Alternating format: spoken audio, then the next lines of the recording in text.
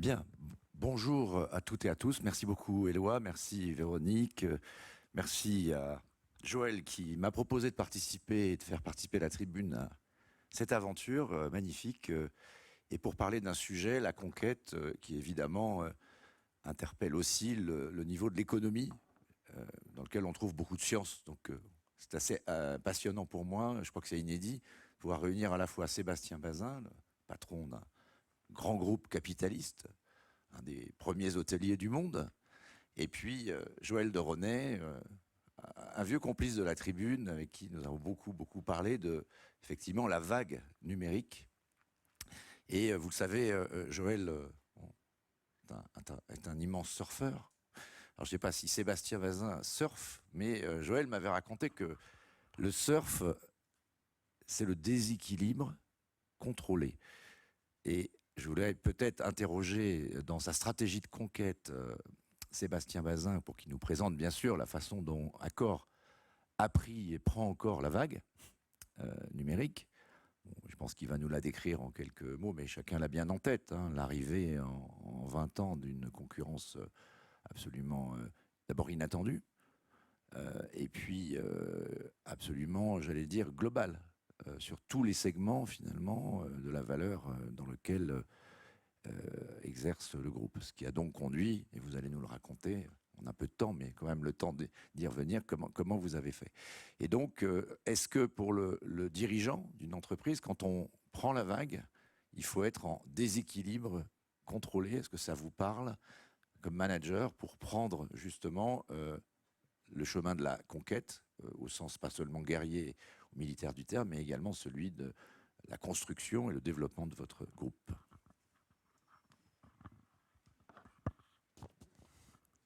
Merci Philippe. Non, ça fait 6 ans que je suis à la tête du groupe Accor. Et depuis 6 ans, Joël m'accompagne. C'est pour ça qu'on n'est pas là totalement par hasard tous les deux. Donc avant d'être en déséquilibre contrôlé, il faut déjà monter sur la planche. Je n'ai jamais réussi à monter sur une planche de surf. J'ai essayé au moins 4-5 fois, mais à chaque fois, je me suis cassé la gueule. Donc, et pour monter sur cette planche, si on fait l'analogie avec Accor et avec ce que j'ai essayé de faire depuis 6 ans, c'était au départ d'avoir un diagnostic partagé sur ce à quoi on fait face, ce que Accor aurait peut-être dû ou su faire depuis des années. Et donc, dans cette transformation qui a été la nôtre, elle a eu 3 dimensions complètement différentes. Hein, et franchement, on a beaucoup parlé de ça avec Joël. Une première dimension qui était digitale, de comprendre le monde digital qui nous entoure, de comprendre que la data était importante, de comprendre qu'on avait 250 millions de clients, qu'il fallait les connaître, qu'il fallait les séduire, qu'il fallait les retenir. Donc il y avait tout un enjeu tech et digital qui était première transfo. La deuxième, très culturelle, de saisir qu'on était dans un changement de comportement, changement d'organisation, de management, et là la discussion avec Joël était très précise, que le monde qui nous entoure est un monde horizontal, n'est plus un monde vertical, n'est plus un monde fait de silos dans lequel la parole doit être donnée aux jeunes, dans lequel on a envie de respirer, on a envie de s'exprimer, on a envie d'être entendu. Et donc, changement d'organisation majeur au niveau de la culture, et donc de changer d'une culture qui a été produite sur des normes, des standards, des Ibis, des Novotel, des Mercure, et de rentrer sur du contenu et d'expérience. Et puis il y a eu la troisième transformation qui, elle, a été opérationnelle. Il fallait que je sorte de l'immobilier pour entrer dans le monde des services. Tout ça, c'est facile, mais c'est un diagnostic. Là où on rentre sur le déséquilibre contrôlé, c'est en fait les 5 prochaines années. C'est qu'on s'aperçoit dans cette transformation qu'il y a une chose qui a marché et qui a été heureusement mise en place depuis le début. C'est ce que moi j'appelle la générosité. C'est-à-dire que comme je n'avais aucune expérience de manager précédente, aucune. Je n'avais jamais géré plus de 50 personnes et aujourd'hui, il y a 300 000 personnes chez Accor. Ce que j'ai fait depuis le début, c'était de dire aux gens qui m'entourent que tout allait être fait dans une très grande transparence. C'est-à-dire que je n'avais pas un discours différent pour les syndicats, pour mes analystes financiers, pour mes actionnaires, pour mon conseil d'administration. Pendant des années, le management avait différents documents sur le même sujet en fonction de l'audience auquel on s'appliquait. Moi, c'est le même nombre de pages, le même nombre de paragraphes, le même nombre de mots, et donc c'est le même discours. Et donc, dans cette transparence et cette générosité qui a été donnée, on s'est posé la question il y a 1 an et demi, on est allé voir les 30 pays sur 30 000 collaborateurs. Et on leur a dit, mais qu'est-ce que vous avez en commun ? vous tous, que le type soit africain ou qu'il soit sud-américain ou qu'il soit moscovite ou qu'il soit malaisien, parce qu'on est dans une centaine de pays. Et ils ont travaillé pendant 30 jours. Et au bout de 30 jours, ils sont arrivés avec 2 choses essentielles. La première chose, c'était de dire ce que nous le faisons avec notre cœur, heart. Et la deuxième chose, c'est nous avons une expertise, une compétence, artiste. Et donc, on a inventé un nouveau nom, qui est en fait le nom maintenant de l'académie, qui s'appelle Heartist. Heartist, donc H-E-A-R-T, tréma I-S-T. Pourquoi? C'est parce que ce que j'ai dit à tout le monde, c'est que puisque nous sommes au devant d'une personne, d'un client 24 heures sur 24, vous avez la compétence acquise. Toutes les décisions que vous avez à prendre, prenez-les avec votre bide. Prenez-les avec votre cœur, ne le prenez pas avec votre intelligence. Laissez-la de côté, votre intelligence. Votre expertise et votre générosité vont faire que 9 fois sur 10, c'est la bonne décision.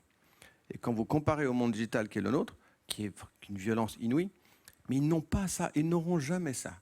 Vous prenez Booking, Ctrip, Airbnb, Expedia, Kayak, TripAdvisor, Google, Facebook, Tencent, Alibaba, JD.com.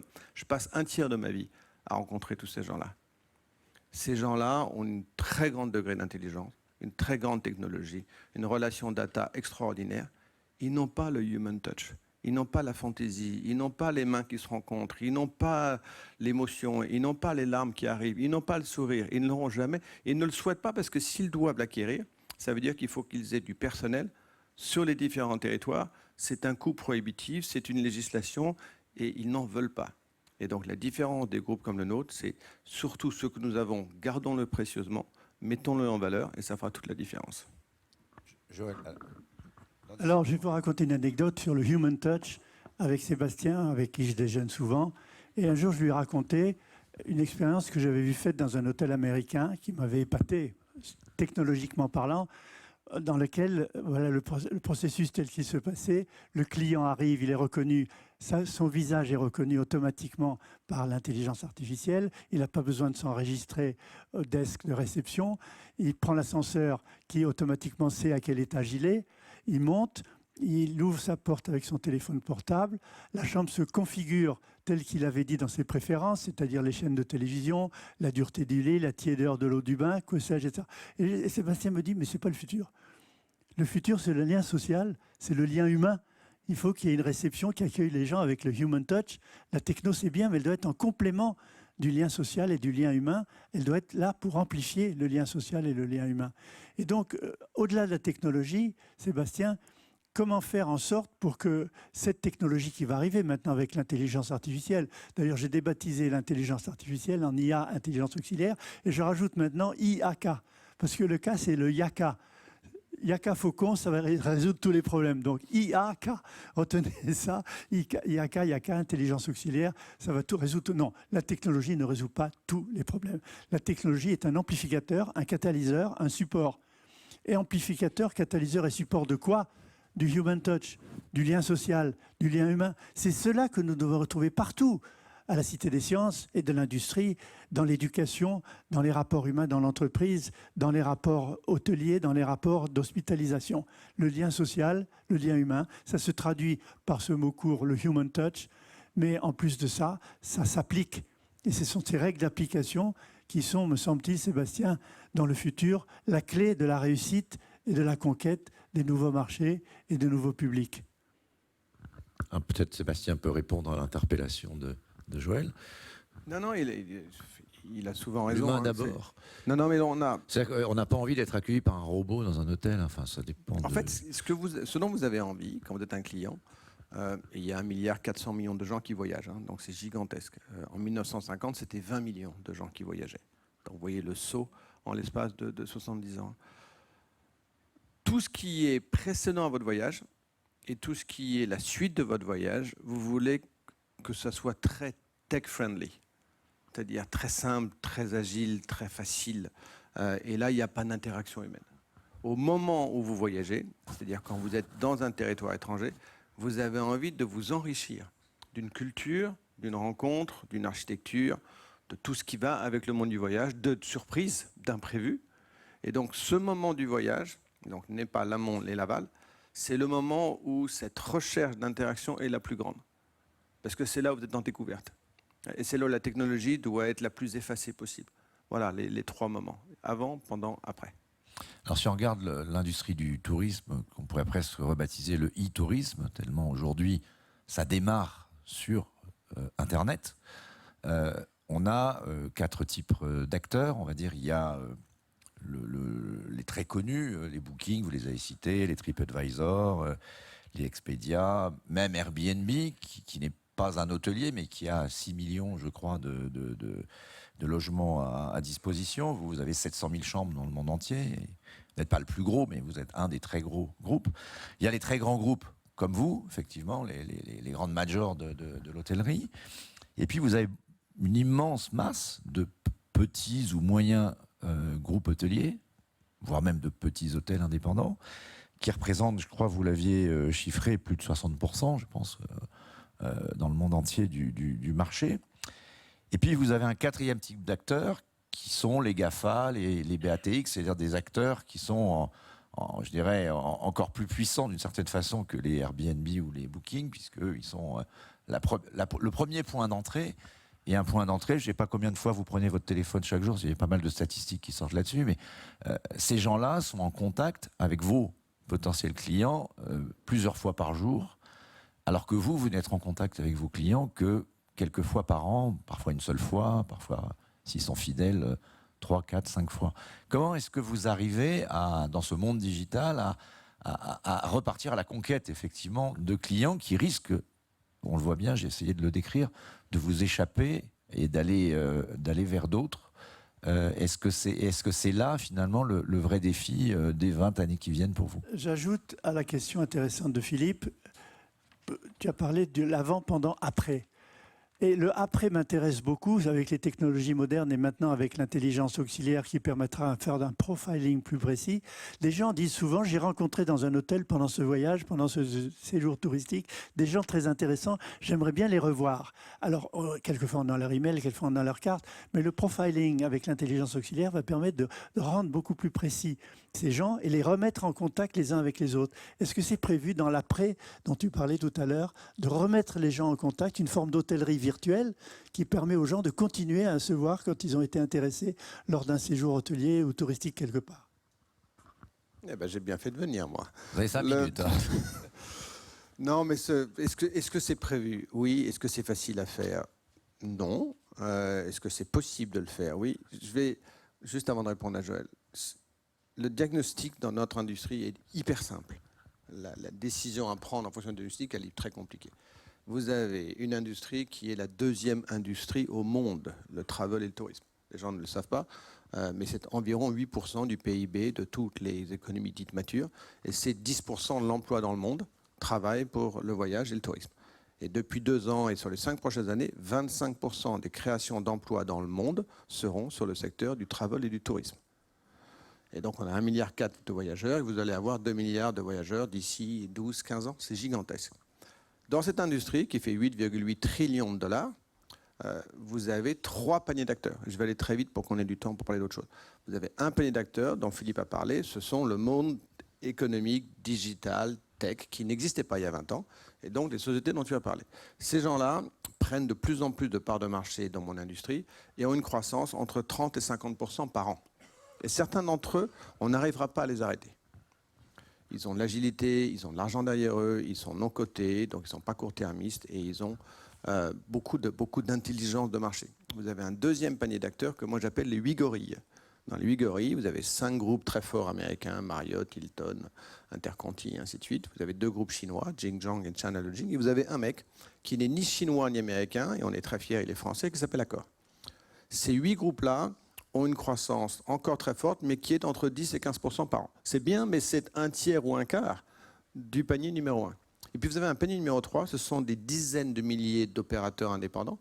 Certains d'entre eux, d'ailleurs, peuvent avoir 200 hôtels. Accor en a 5000. Et vous avez 5% du panier numéro 3 qui meurent chaque année. Et ils meurent chaque année parce qu'ils n'arrivent pas à répondre aux enjeux du panier numéro 1. C'est-à-dire qu'ils sont déjà kidnappés par la technologie, leur absence de digital, leur absence de moyens, leur absence de talent, leur absence de temps et leur absence de marque. Ils ont perdu le contrôle de leur prix. Ils ont perdu le contrôle. Et ils le perdent depuis 15 ans. Et donc, la moitié de la croissance du panier numéro 2 vient de la souffrance du panier numéro 3, qui frappe à notre porte et qui demande s'ils peuvent se protéger, s'ils peuvent avoir accédé à notre technologie, accéder à notre distribution, accéder à nos talents. D'où toutes les acquisitions faites par le groupe Accor depuis maintenant 5 ans pour 6 milliards d'euros. Et on va continuer à en faire. Donc, notre enjeu, pour revenir à la question de Joël, il est très simple. Le panier numéro 1, il a un truc qui est au-delà même de l'organisation, qui est horizontale, qui est agile. Il n'y a pas d'héritage, il n'y a pas de normes, il n'y a pas de standards, il n'y a pas de passé, il n'y a pas de... Il n'y a pas de loi. Il n'y a pas de sac à dos lourd. Il n'y a pas de loi. Ils Mais- quasiment aucune loi. Mais ils ont compris depuis le début, c'est cette valeur de la multiplication de points de contact. Donc la fréquence de ces touch points. Ils ont, pour beaucoup d'entre eux, une relation client pour Facebook qui est de 7 fois par jour, pour Amazon qui est 4 ou 5 fois par semaine, et pour moi qui est au maximum 1 fois par mois. Donc je dois aller à la rencontre de mon client au-delà de la présence dans mon hôtel. Parce qu'il ne va pas venir 1 fois par semaine dans une chambre d'hôtel. Il n'en a pas le besoin. Et donc une fois que je l'ai effectivement enregistré en tant que client, et on a 60 millions de porteurs de cartes, que peux-je faire pour lui quand il ne voyage pas, pour revenir dans son quotidien? D'où ce qu'on fait sur le coworking, c'est d'utiliser les espaces de nos hôtels entre 9h du matin et 17h le soir. Ils sont libres, ils sont vides. Et pourtant, j'ai des toilettes, j'ai du Wi-Fi, j'ai un bar, j'ai de la sécurité, j'ai de l'espace, j'ai des chaises. Et donc, pourquoi est-ce que la personne qui ne voyage pas ne peut-il pas rentrer dans mon hôtel, qui est proche de chez lui, pour faire quelque chose qu'il aurait fait quand il voyage? Donc, pourquoi je ne peux pas rentrer dans la conciergerie qui s'appelle John Paul, que je rentrerai dans Verichi, qui est le home sharing. Quand vous allez dans un appartement chez quelqu'un, vous pouvez aller, Accor va vous le gérer, mais ce n'est pas un hôtel Accor. Il y a tout un univers dans lequel on rentre, qui est donc le quotidien des gens pour démultiplier la fréquence de contact. Si on arrive à faire ça, on arrivera donc à avoir ce qu'on appelle la stickiness, la rétention, la séduction avec la personne. Et je finis par une chose qui me tient terriblement à cœur. Vous avez 1,4 milliard de gens qui voyagent. 25% d'entre eux ont moins de 25 ans et plus de 65 ans. Quand vous voyagez, pendant 4, 5, 10 jours, vous avez ce qu'on appelle des imprévus. Certains sont anecdotiques, certains sont graves. Dans ces imprévus-là, celui qui ne voyage pas, qui reste à la maison, il a peur pour ses parents, il a peur pour ses enfants. Et donc le groupe Accor, il faut qu'on rende un univers qui est tous les imprévus quand vous allez voyager. Vous avez une unité du groupe Accor, c'est un lien physique dans lequel vous pouvez vous réfugier. Au lieu de pleurer au téléphone à 3h du matin en Birmanie et d'appeler quelqu'un qui ne peut rien faire pour vous, ou d'appeler un call center, quand on raccroche, on se demande si le type a bien compris, allez d'abord vous réfugier quelque part. Vous avez du sourire qui va vous recevoir, qui va vous rassurer et qui va résoudre le problème du passeport qui a été volé, des papiers qui ont été volés, du food poisoning, tout ce qui va avec. Donc le human touch dans le monde du tourisme, on va être capable d'assouvir et de réduire une angoisse et de rendre paisible ceux qui ne voyagent pas. Et là, on rentre dans un univers qui est extrêmement fort. C'est ça la nouvelle conquête pour vous? Joël, c'est un peu l'intuition quand même que tu as depuis toujours. Face au transhumanisme, je dis il faut opposer un hyper-humanisme. Oui, le mot est facile, évidemment. Il fallait. Il est facile, mais il fallait le faire. Mais je l'ai utilisé pour justement marquer la différence avec le transhumanisme. L'hyperhumanisme, c'est d'être encore plus humain vers les Lumières, c'est-à-dire ce qu'on a toujours proposé dans l'humanisme partagé, que redit très bien Steven Pinker dans son dernier livre, Le Triomphe des Lumières, que je vous recommande vivement. Eh bien, je pense que c'est ça le nouvel humanisme, c'est de retrouver toutes les valeurs qui font humanité, qui font société. Le partage, la générosité, la solidarité. Et dans ce que vient de dire Sébastien, dans un hôtel bien-être où on ne va pas seulement en tant qu'habitation pour passer un séjour à un moment donné, mais pour se réconforter, pour retrouver du sens, pour retrouver de l'amitié, pour retrouver des valeurs qu'on a un peu oubliées dans ces voyages exubérants que l'on fait tous pendant trop longtemps. Eh bien, je pense que c'est une nouvelle conquête d'un nouvel univers et de nouveaux publics. C'est fondamental. Merci de nous l'avoir rappelé, Sébastien. Là, une dernière question, il nous reste quelques minutes à Sébastien Bazin sur son univers de concurrence à 20 ans, cette projection dans le monde de l'e-tourisme. Hier, on a appris que la première marque mondiale, c'est Amazon. Ils ont détrôné Google et je veux dire, c'est presque pas surprenant quand on voit effectivement la progression absolument considérable. Amazon, c'est encore plus peut-être que Google, un groupe holistique du nouveau monde dans lequel nous sommes entrés. Est-ce que vous les voyez comme un futur concurrent? Est-ce que vous avez des relations avec Amazon? Parce qu'ils sont également dans cet univers, quelque part, là, de l'humain. Ils vont vers le phygical, comme on dit, en tout cas dans dans le e-commerce, entre le e-commerce, il commence à racheter des magasins. Est-ce qu'il pourrait racheter des hôtels? Je ne sais pas. En tout cas, quel est le lien? Et est-ce que ce type de géant, alors il y a Amazon, mais on pourrait citer pour le développement du marché chinois, Alibaba, qui est un pendant d'Amazon. Donc est-ce que ce sont eux les futurs conquérants du monde parce qu'aujourd'hui, ce sont devenus les géants du commerce? Allô, Kalimashka. Oui. J'ai une philosophie qui est assez claire là-dessus. Accor ne sera jamais une tech company. Et on peut comprendre la tech, on peut comprendre l'IT, mais je ne veux pas qu'on devienne une société de tech. Il est trop tard, il est trop dangereux, il est voire impossible, quand on a la taille d'Accor, qui est pourtant un groupe de 15 milliards, de rentrer en concurrence avec Alibaba, Amazon. C'est fini. Ce temps-là, il existait peut-être il y a 25 ans, mais aujourd'hui, il est révolu. 2, je ne crois pas du tout à ce que le gouvernement chinois, le gouvernement américain dismantèlent, en tout cas réduisent, comme ils l'ont pu le faire avec AT&T à l'époque, les groupes aujourd'hui conquérants américains et chinois. Parce que c'est un enjeu géopolitique, c'est un enjeu macroéconomique, et donc il y a toutes les puissances politiques, et ça date d'Obama, ça date de Clinton, ils ont tous laissé favoriser leurs champions nationaux. Donc de penser à un moment donné qu'il y avoir une législation... Donc on ne va pas faire une Rockefeller, on n'est pas au moment Rockefeller. Donc, on parle peut-être plutôt qu'un démantèlement, d'un dégroupage, c'est-à-dire qu'on pourrait créer de la concurrence à l'intérieur de leurs différentes activités. C'est ce que souhaitent les Européens, parce qu'on a été aveugles, on a été stupides et on a été extrêmement peu vocal. Donc le seul moyen pour moi, est-ce qu'ils vont entrer dans le monde hôtellerie? La réponse est oui. Est-ce qu'ils vont disrupter beaucoup d'entre nous? La réponse est évidemment oui. Donc, avant qu'ils commencent à être frontal avec nous... On parle de groupes qui pèsent 1000 milliards de dollars de capitalisation. Oui, non, mais la seule chose qu'ils ne veulent pas, et c'est là où on a beaucoup de chance, ils ne veulent pas avoir de gens sur le terrain. Ça ne les intéresse pas. Nous avons 300 000 personnes sur 100 pays et on embauche 80 000 personnes nouvelles par an. Donc ils vont vous coloniser, c'est vous qui allez avoir les ennuis, les emplois, les ennuis, ils vont prendre chez moi ce dont ils ont besoin. C'est ce qu'ils appellent la curated experience pour devoir délivrer leur service local. Et je vais prendre chez eux ce que je souhaite, c'est-à-dire l'amont et l'aval, c'est-à-dire la technologie qui va rendre mes clients plus heureux. Mais ça va se nouer par des partenariats. Il faut les faire vite avant qu'ils le fassent avec quelqu'un d'autre. Mais la confrontation de se dire je vais leur résister, oubliez, c'est mort, c'est fini, c'est derrière nous ça. Joël, ce monde de géants, de monopoles, de nouveaux monopoles, comment est-ce que vous... Est-ce qu'il faut effectivement croire Sébastien Bazin quand il dit qu'il ne faut pas les démanteler? Certains, enfin, en tout cas pardon, il n'a pas dit ça. Il a dit que les États ne les démantèleront pas, mais est-ce que la pression peut-être de l'opinion publique ne va pas finir quand même? Alors c'est en cours, la réflexion est en cours aux États-Unis, mais on n'est plus du tout dans la même logique anti-monopole. Pourquoi? C'est que la logique anti-monopole qu'on a vue aux États-Unis dans le cas de l'automobile, dans le cas des carburants, la logique anti-monopole, c'était de casser en petits morceaux des gens qui avaient une trop grande puissance, un trop grand pouvoir de coordination entre eux. Est-ce qu'Amazon est un monopole?